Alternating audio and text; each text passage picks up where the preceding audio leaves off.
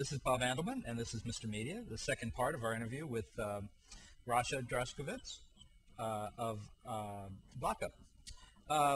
Rasha, how is this season different from those that preceded it on Lockup? Well, the previous Lockups were survey shows. They were one episode, 1 hour, and in 45 minutes we'd take a sampling look at what life is like inside a different facility. This season, this is called Lockup Extended Stay, and what that means basically is we're spending a lot more time filming, to be specific, 4 months inside a different maximum security prison. The one that will premiere in early September is San Quentin. We spent 4 months this year filming pretty much 24/7, and that's unprecedented. You know, to get that kind of access, and it really has enabled us to tell deeper stories, more of a story arc rather than just a sample show. We can now follow through, let's say, an inmate who's processing in, or an inmate last days before he goes out, into society, or let's say there's a crime committed. In our first episode, there's a stabbing within the first 2 days that we were there. We can then show you how that crime gets processed. How do you walk a line between these being documentary series and being reality series, which are so popular on TV? It seems like you're farther to the documentary series, but if you're going to follow people this season, how do you keep it on the documentary side?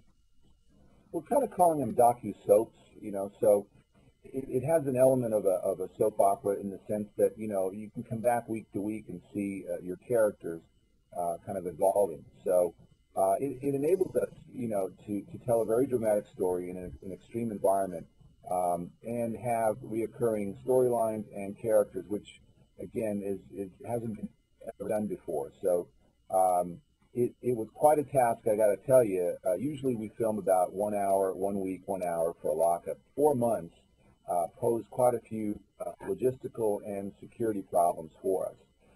Inmates got very familiar with us. They have a lot of time.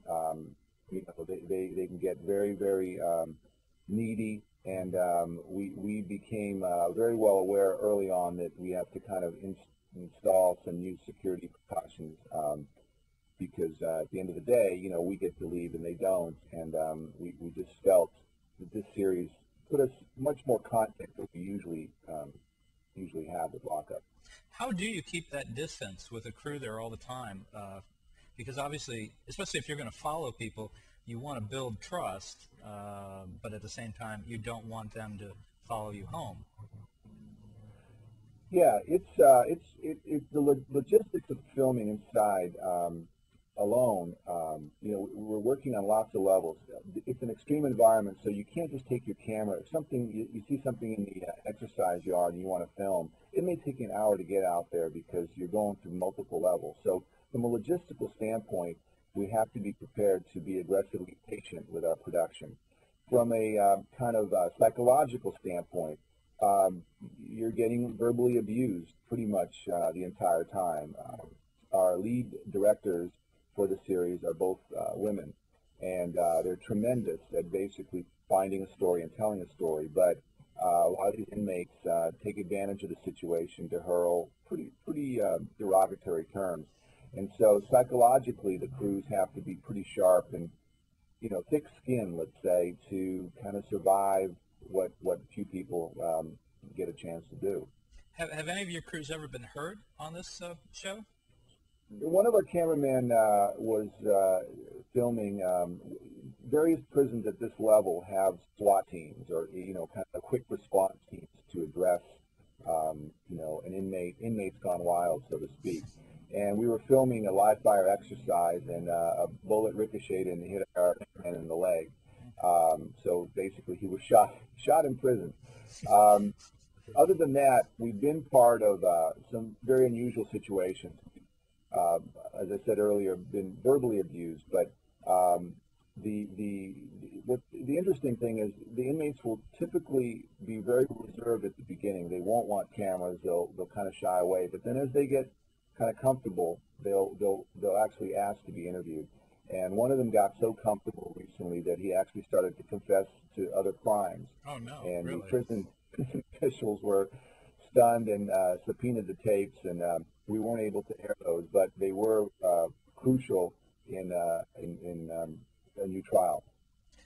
How often are you on the scene, I guess I should say, when these are being shot?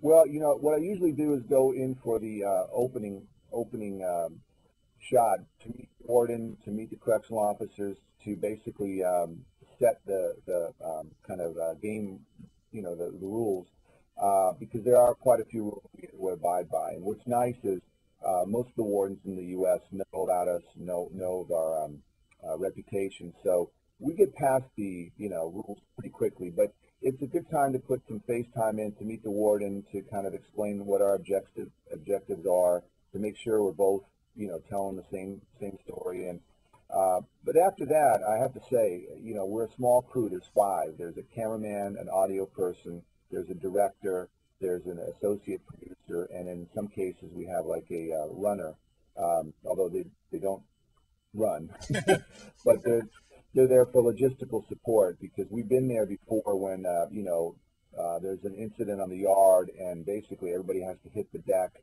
and you may be quarantined for 2 hours. So we take great care in who we send out, and take great care in making sure that they're safe at all times. Do you have contingents from the prisons that follow your people around, or are they just Yeah, loose? they usually attach what they call a public affairs officer, who is there basically to make sure we can navigate through various sectors, and in case something goes wrong, they can then help get us out or intercede. When we're interviewing really kind of level 5 inmates, these are kind of the Hannibal Lecter, the kind that you just don't want to spend a lot of time. They'll bring in extra correctional officers. We've had that on a number of occasions where the inmate will be brought in with 4 or 5 officers. They're prone to these inmates are prone to violence. They're prone to some of them will have the spit guards, because they're prone to that. It's very dramatic, which makes for a good shot, but it definitely heightens the room, because typically these inmates don't have any contact with the outside world other than what their day-to-day interaction is with the correctional officers.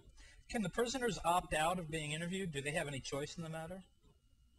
It's funny. It's most of the prisons, they're basically microcosms of small cities, and the inmates themselves, everybody kind of divides into a gang, and that they pretty much kind of dictate the rules of who gets interviewed and who doesn't. We interviewed a member of one gang, and he didn't really say anything that was sensitive, but we found out the next day he was stabbed 22 times for talking to the media. Wow. So, we're very careful about making sure that we're not there to we're there to capture the images, not to become used. And so there's a whole amazing kind of lifestyle of pecking order of generals to lieutenants, sending out information. We found out in one interview we did in Pelican Bay that the inmate was actually sending signals through his answers to the interview, and that tape was subpoenaed as well. Wow. So when you have that amount of time, you can be incredibly creative, and when you add that to kind of the dark side, we found ingenious ways that the inmates make weapons, out of kind of the MacGyver effect, plastic, a little bit of fire, and next thing you know, they have a shank.